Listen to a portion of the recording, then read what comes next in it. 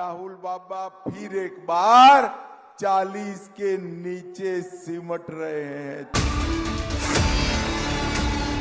कि कांग्रेस ने लुटिया डुबो दी। जलवे तुझे दिखाएंगे, बस इंतजार कर। रउआ सभे के राम राम।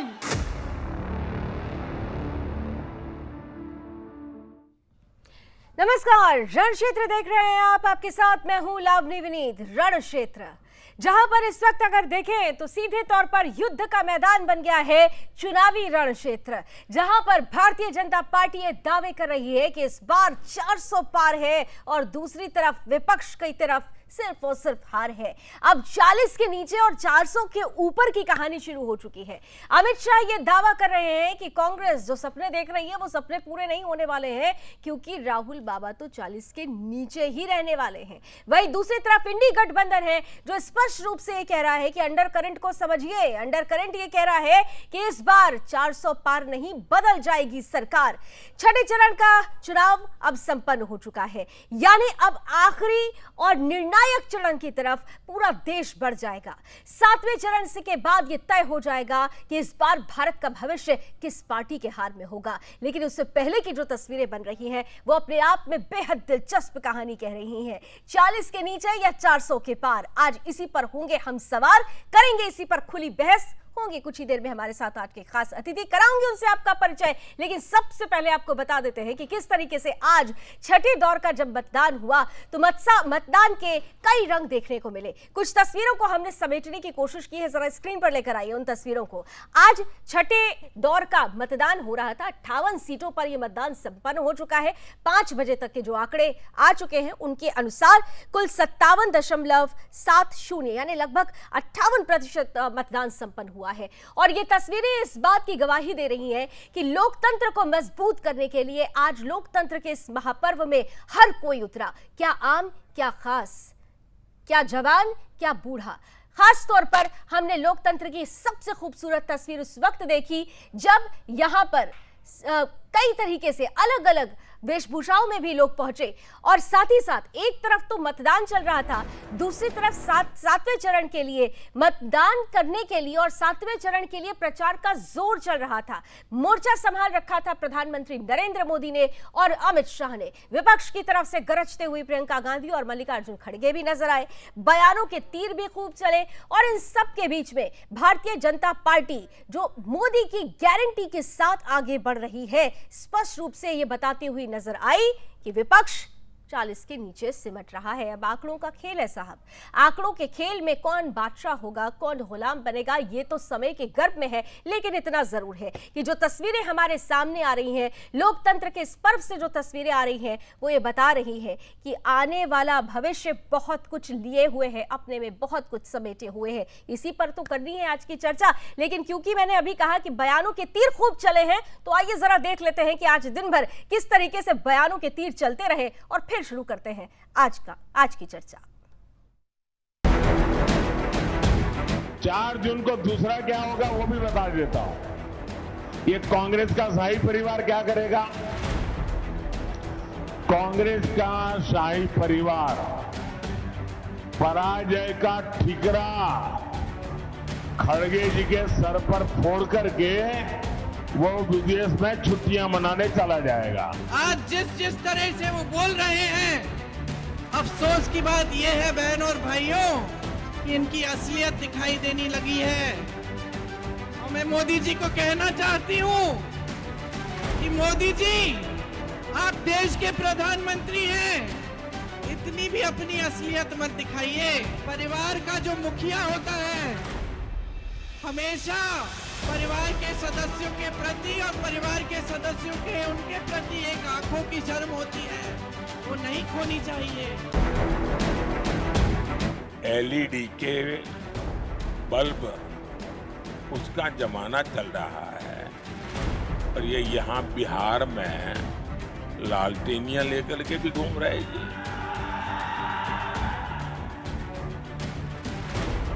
और एक ऐसी लालटेनिया है जो सिर्फ एक ही घर में रोशनी करता है। दिन प्रतिदिन जैसे चुनाव आगे बढ़ रहा है वैसे भाषा में भारी गिरावट आ रही है और ऐसी भाषा वो बोल रहे हैं जिससे उनके समर्थकों को भी अच्छा नहीं लगता। विरोधी तो छोड़ो, प्रधानमंत्री के जो समर्थक हैं उनको भी उनकी भाषा पसंद नहीं आती। ये बिहार है, लोकतंत्र की जननी है। भाइयों बहनों, हमारा तो 400 पार हो रहा है। राहुल बाबा फिर एक बार 40 के नीचे सिमट रहे हैं। ये थोड़ा गर्मी बढ़ती है, ये राहुल बाबा बैंकॉक थाईलैंड चले जाते हैं। और क्या नारा दे रहे थे वो लोग? नारा दे रहे थे 400 पार।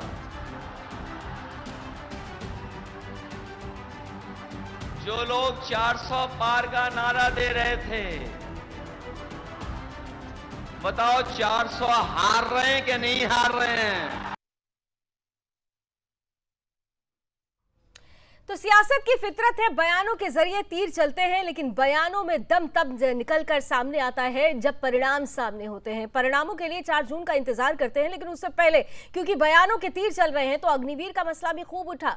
अग्निवीर के मसले पर किस तरीके से भारतीय जनता पार्टी की तरफ से तीर चढ़े और इसके साथ साथ जवाब दिया गया राहुल गांधी के उस झूठ को जो उन्होंने अभी कुछ दिन पहले ही अग्निवीर से जुड़े हुए प्रश्न पर दिया था। क्या कुछ उनकी तरफ से कहा गया था और कैसे दिया गया जवाब भारतीय जनता पार्टी की तरफ से, आइए जरा आपको ये भी सुनाते हैं।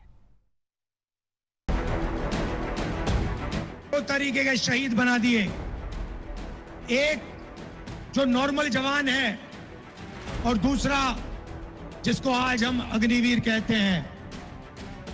शहीद होंगे तो अग्निवीर को शहीद का दर्जा नहीं मिलेगा, उसको कैंटीन नहीं मिलेगी, उसको पेंशन नहीं मिलेगी, उसको ट्रेनिंग 6 महीने की मिलेगी। चाइना का जवान 5 साल ट्रेनिंग करके आएगा और हमारा अग्निवीर 6 महीने की ट्रेनिंग लेकर उसके सामने खड़ा हो जाएगा। नतीजा आपको मालूम है। मैं आज अग्निवीर योजना के बारे में थोड़ा डिटेल बात इसलिए करना चाहता हूं कि देश भर में भ्रांति फैलाई जा रही है कि 4 साल के बाद 75% अग्निवीरों को कोई भविष्य ही नहीं है, इनका जीवन बर्बाद हो जाएगा। दरअसल योजना है कि 100 बच्चे अग्निवीर बनते हैं तो उसमें से 25% तो सीधा सेना में परमानेंट पोस्टिंग हो जाएगा। अब जो 75% बच्चे बचे हैं, युवा बचे हैं, इनके लिए भाजपा शासित सभी राज्य सरकारों ने अपनी पुलिस फोर्स में 10% से 20% रिजर्वेशन किया है और केंद्र सरकार के पैरामिलिट्री फोर्सेस जितने भी हैं उसमें भी 10% रिजर्वेशन किया है। चलिए तो अब दम किसमें है, दावों में, और कितना असर होगा, इसी पर चर्चा की शुरुआत करते हैं। 40 के नीचे क्या या फिर 400 के ऊपर? हमारे साथ इस पर खास तौर पे जो गेस्ट पैनल जुड़ रहा है आज की चर्चा के लिए, उनसे आपका परिचय कराती हूँ। स्वागत करते हैं बीजेपी का पक्ष रखेंगे प्रोफेसर विधु रावल जी, बहुत स्वागत। कांग्रेस का पक्ष रखने के लिए हमारे साथ जगदीश शर्मा जी हैं, बहुत स्वागत है। समाजवादी पार्टी का पक्ष रखने के लिए हमारे साथ अशोक तिवारी जी हैं, अशोक जी बहुत बहुत स्वागत। और साथ ही साथ एज अ पॉलिटिकल एक्सपर्ट हमारे साथ देश के जाने माने पॉलिटिकल एक्सपर्ट है सुरेंद्र स्वामी जी हमारे साथ जुड़ चुके हैं। सुरेंद्र जी आपका भी बहुत बहुत स्वागत है।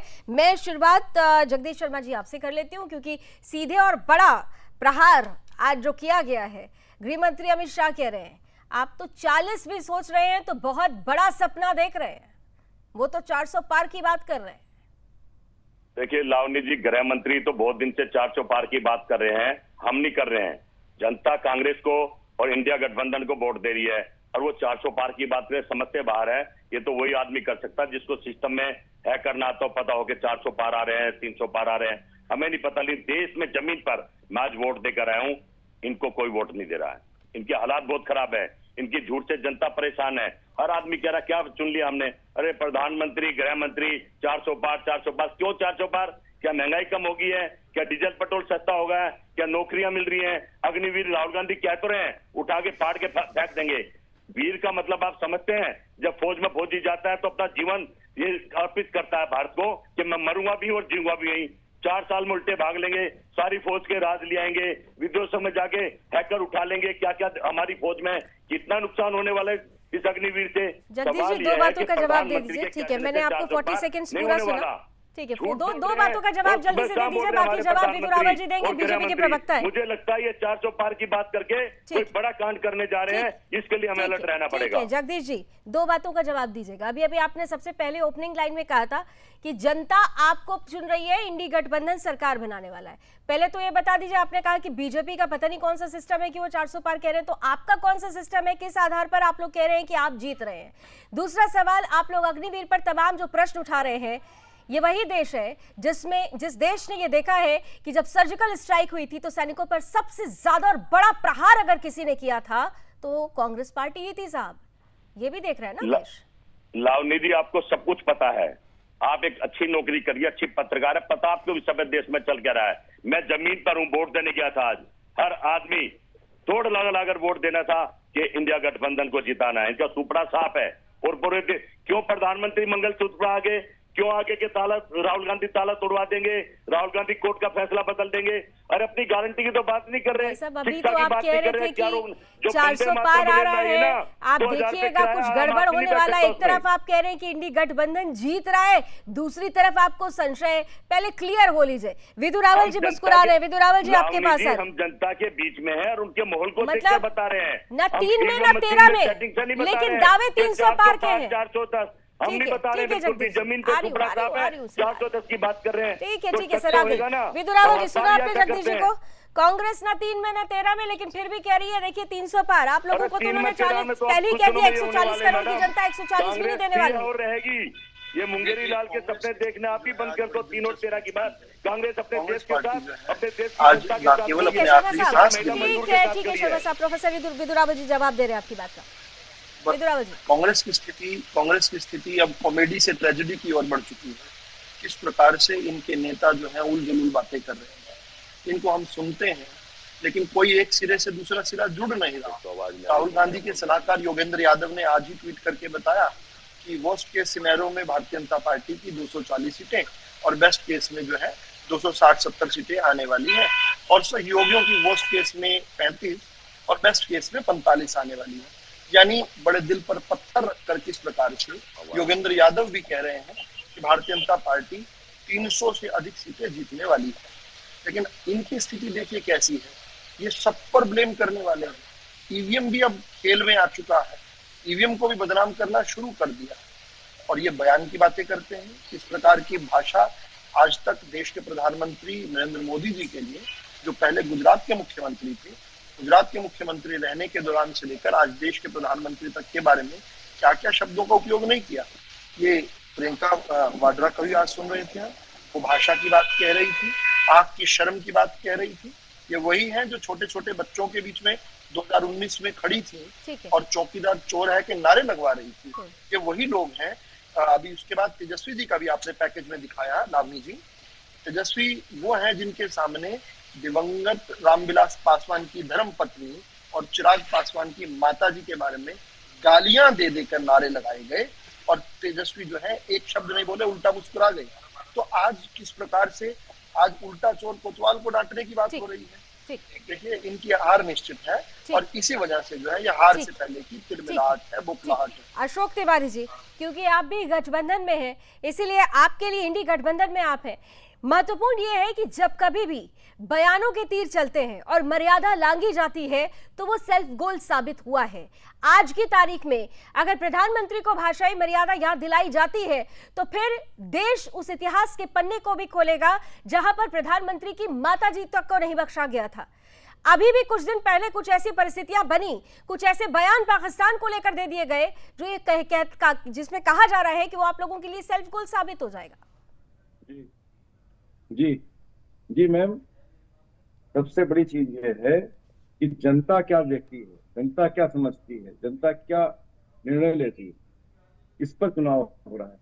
और 4 जून बहुत दूर नहीं रह गया है, 6वां चरण संपन्न हुआ। मैं बहुत विनम्रता के साथ आपके चैनल पर बातें करना चाहता हूँ, बात चाहता हूँ कि जो है जनता मुद्दों पर वोट दे रही, सब कोई जानता है, क्योंकि मुद्दों पर वोट देना भी चाहिए, और मुद्दों को वोट दे भी रही जनता। 10 साल का शासन देखा जनता ने, 10 साल में उसको महंगाई और बेरोजगारी के सिवा कुछ मिला नहीं, किसानों को अपमान के सिवा कुछ नहीं मिला नहीं, उनको आंसू गैस मिले, शहीद होना पड़ा, तब जाके 3 काले कानून वापस हुए। थार गाड़ी चढ़ा दी गई, उसको झेला उन्होंने। तमाम उनके महिला, मतलब घर में विधवा हो गई उनकी स्त्रियां, उनके मंगलसूत्र छीन गए। सवाल इस बात का है कि आज चुनाव हो किस पर रहा।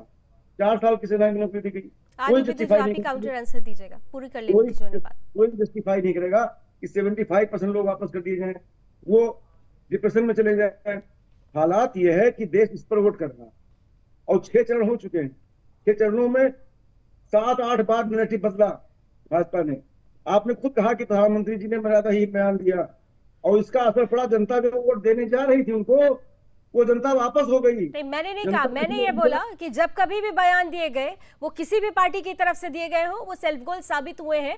बीता इतिहास ये कहता है कि आपकी पार्टी से भी कुछ ऐसे बयान दिए गए थे जिसका खामियाजा आप लोगों ने 2014 में और 2019 में भी देखा। खैर, अभी आप थोड़ी देर पहले, अभी आप जिस तरह से कह रहे हैं कि मुद्दों की बात होनी चाहिए, मुद्दे जनता देख रही है, मुद्दों की बात तो आपने 2019 में भी की थी, उस वक्त भी जनता ने देखा था, उस वक्त क्या हालात थे। 19 भूल जाइए मैम, 1914 भूल जाइए, वो 5 साल के समय दिया गया था। 22 को याद कर लूं, 1914 भूल जाते हैं, 22 को याद कर लें। आप समाजवादी पार्टी से हैं। उत्तर प्रदेश में 2022 में क्या हुआ दोहराने की जरूरत नहीं है। जनता एक मोड में है सर। आपके पास MY समीकरण है तो उनके पास मोदी योगी का भी समीकरण है, ये भी समझना होगा। प्रोफेसर विदु रावल जी जल्दी से काउंटर आंसर दीजिए, फिर मैं सुरेश स्वामी जी के पास जाऊंगी। बैकफुट पर है इस समय मोदी योगी, बैकफुट पर है इस समय बौखलाए विदु रावल जी काउंटर आंसर दे रहे हैं जी। देश देख रहा है पूरा। देखिए, किसान की बात वो लोग करते हैं जो देखता है किसान के लिए आखिरी बजट जो देकर गए थे, तो बहुत बोल लिया।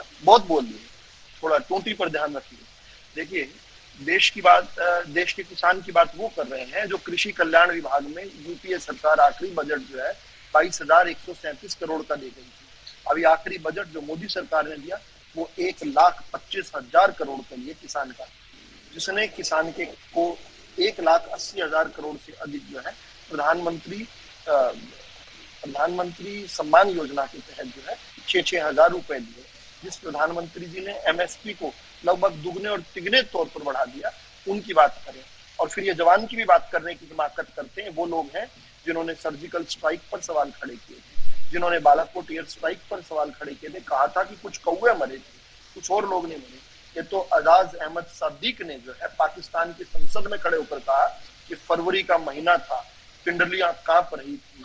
जनरल बाजवा जो है आए, एक हाई लेवल मीटिंग थी 7 बजे पाकिस्तान में, और वो आकर बोले कि खुदा का वास्ता है इस अभिनंदन को जाने दो, 9 बजे जो है मोदी जो है पाकिस्तान पर हमला करने वाले हैं।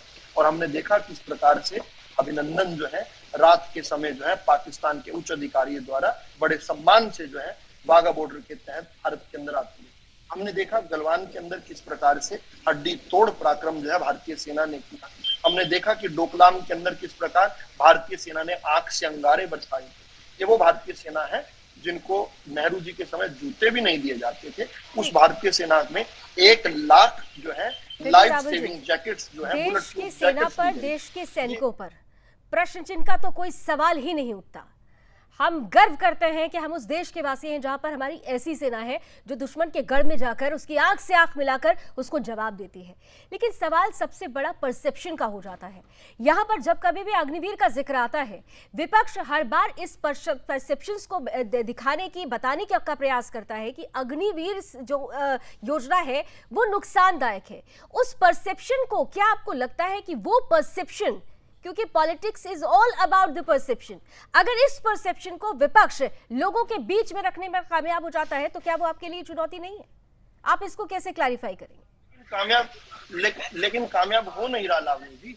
अभी जो पिछली बार जो है अग्निपथ योजना के तहत आवेदन करने वाले जो अग्निवीर, संभावित अग्निवीर थे, वो 11,75,000 लोग थे। इतने आवेदन आए। मुझे लग रहा है अशोक जी आपसे सहमत नहीं है, क्योंकि वो कुछ कहने का प्रयास कर रहे हैं। अशोक जी काउंटर आंसर जल्दी से, फिर सुरेंद्र जी आपके पास आ रही हूँ। अशोक जी, और 6 चुनाव में इनके कान पे क्यों नहीं रह रहा है? अरे 4 जून के आंखें फटी की फटी रह जाएंगी।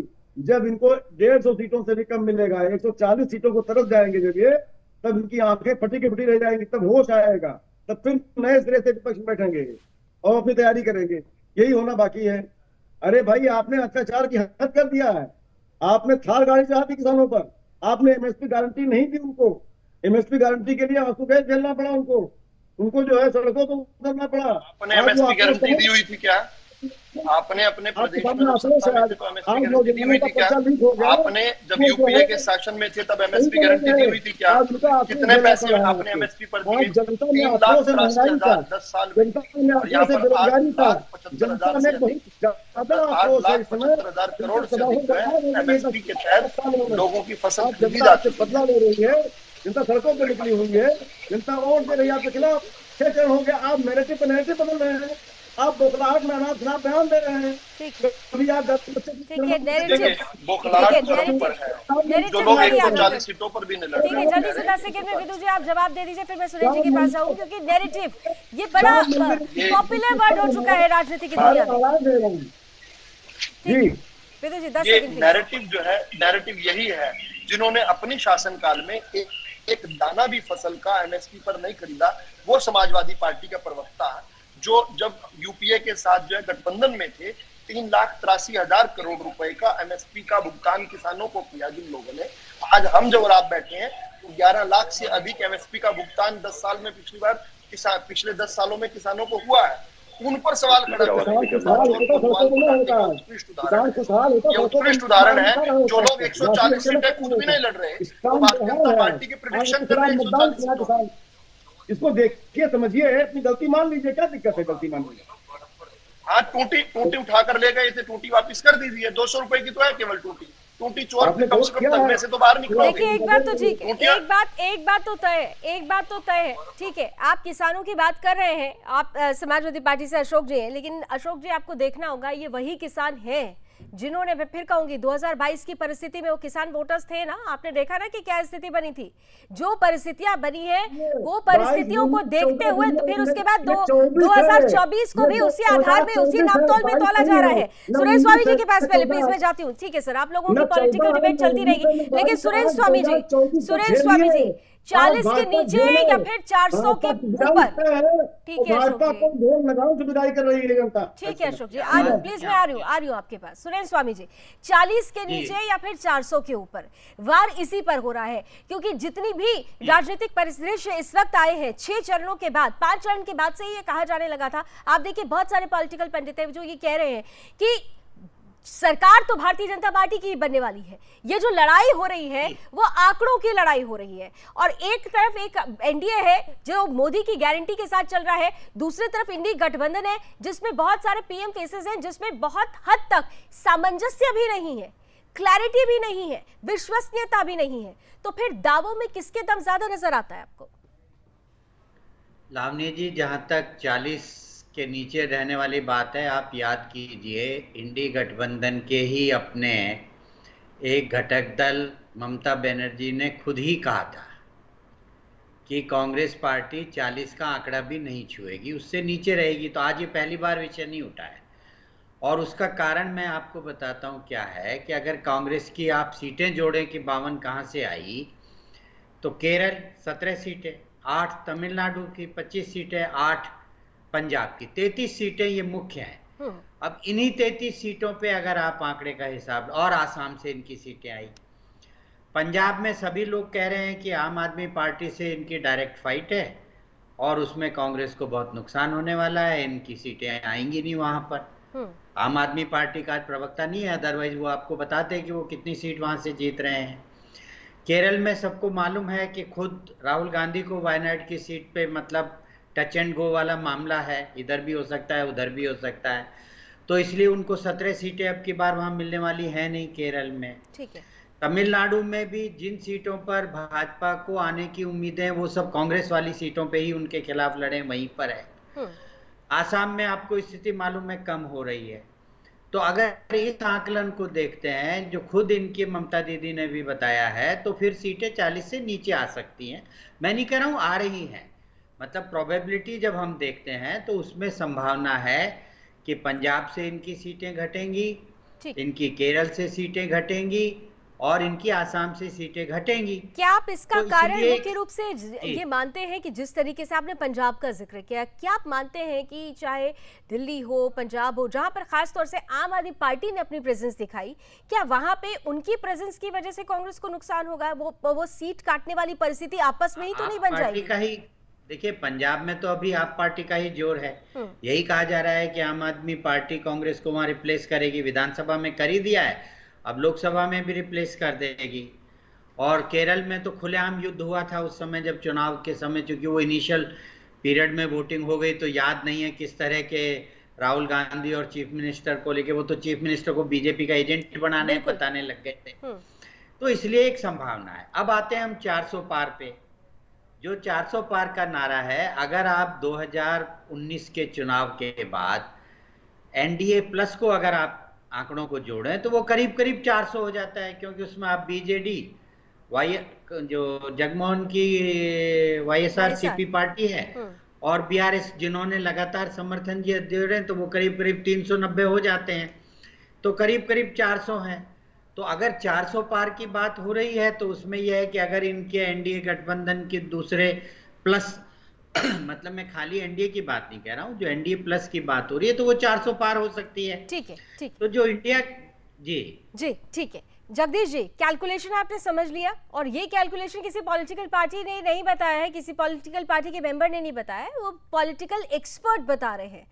उन्होंने आपको क्लैरिटी के साथ बता दिया कि क्यों 40 के नीचे की संभावना बढ़ जाती है। मैं इस पर आपका एक रिएक्शन चाहूंगी जगदीश जी, लेकिन उससे पहले एक ब्रेक मुझे लेना पड़ेगा। ब्रेक के लिए कहा जा रहा है कहीं जाइएगा नहीं, क्योंकि दिलचस्प मोड़ पर चुनावी माहौल आ चुका है। छठे चरण का चुनाव संपन्न हो चुका है, 7वें चरण के लिए जोर लगा दिया गया है और उसके बाद 4 तारीख को नतीजे होंगे सामने। 40 के नीचे या 400 के ऊपर चर्चा जारी रहेगी। रणक्षेत्र में मिलते हैं इस छोटे से ब्रेक के बाद।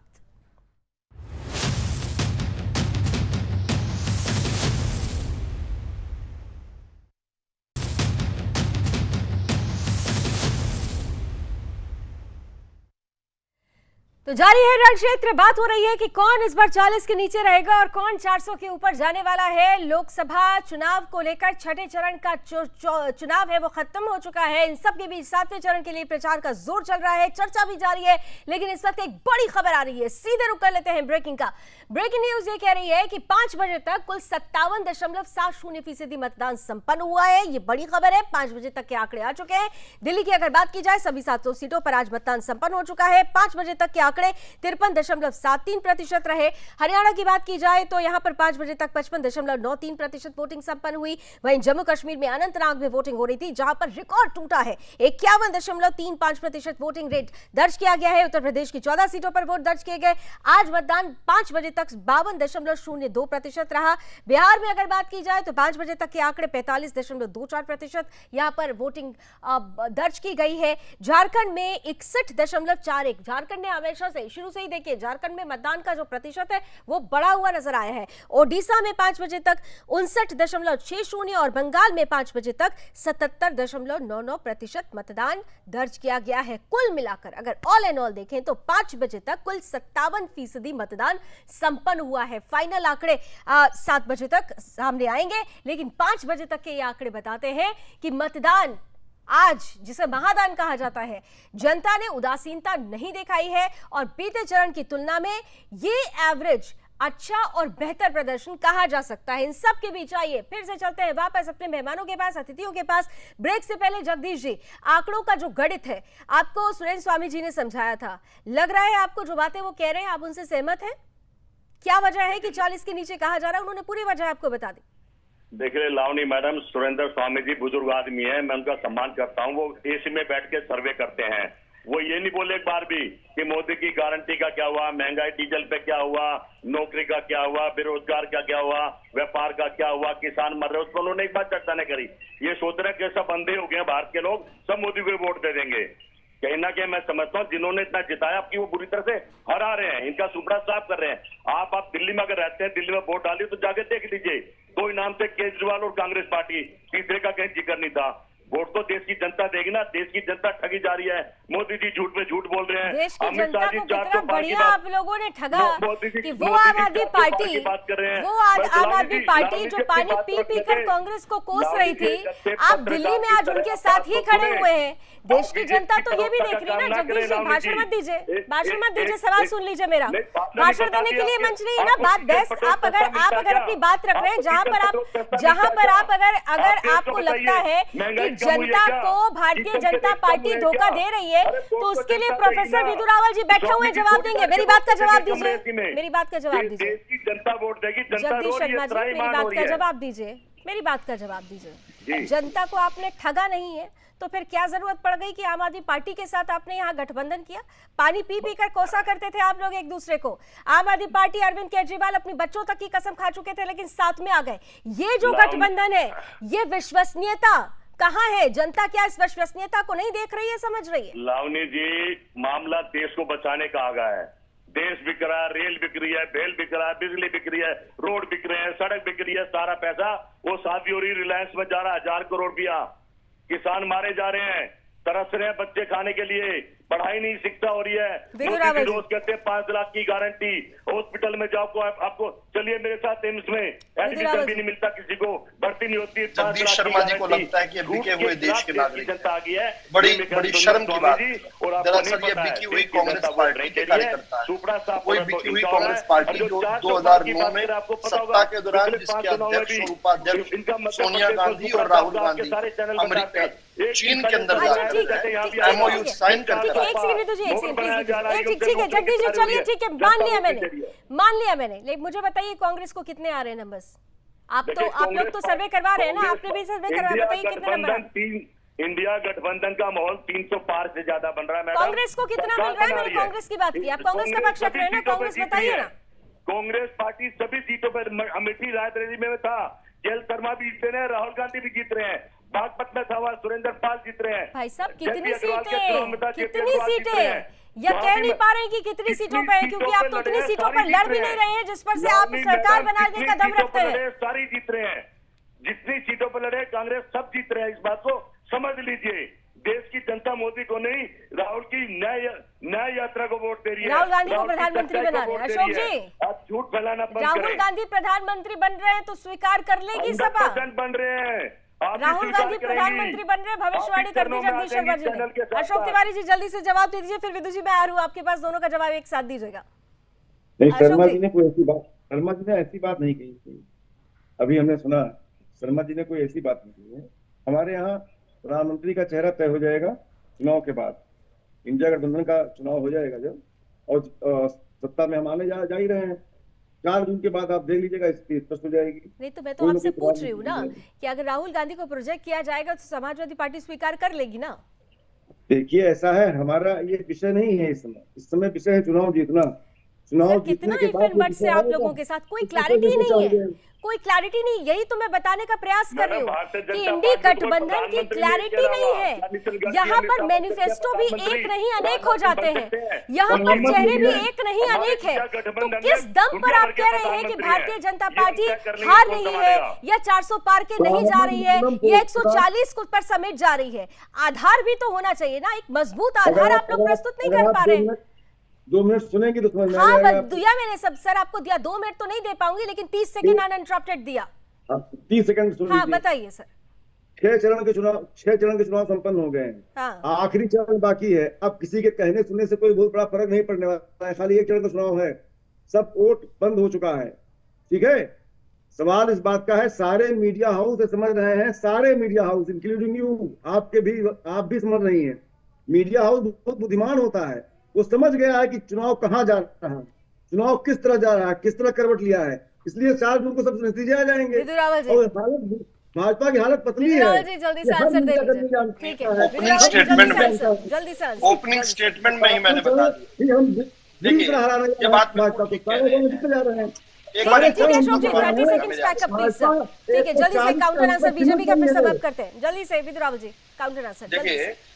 देखिए इनके द्वारा प्रायोजित जो लोग थे, जो सोनिया गांधी जी की किचन कैबिनेट के अंदर नेशनल एडवाइजरी काउंसिल के सदस्य थे, ऐसे योगेंद्र यादव जैसे जो लोग हैं, जिनकी कुछ दिनों से बहस चल रही थी प्रशांत किशोर के साथ, वो भी जब दिल पर पत्थर रखकर, नींबू पानी पीकर, नींबू के अंदर जीरा डालकर किस प्रकार से वो भी कह रहे हैं कि भारतीय जनता पार्टी 300 सीटों से अधिक ले रही है, तो आप सोच सकते हैं कि इतना काटने के बाद भी 300 सीटों पर रोक रहे हैं वो, तो असल स्थिति क्या होने वाली है। देखिए, मैं बड़ी जल्दी से जो है कुछ प्रदेशों का आपको बता देता हूँ। नॉर्थ ईस्ट के अंदर 25 में से नॉर्थ ईस्ट के अंदर भारतीय जनता पार्टी जो है 25 के अंदर 22 से लेकर 24 सीटें जीतने वाली है। उड़ीसा के अंदर हम 5 से लेकर 7 सीटें बढ़ाने वाले हैं। सबसे बड़ा जो न्यूज आने वाली है पश्चिम बंगाल से आने वाली है, हम अपनी सीटों की संख्या डबल करने वाले हैं। 17 से 18 सीटों की सीधी वृद्धि होने वाली है।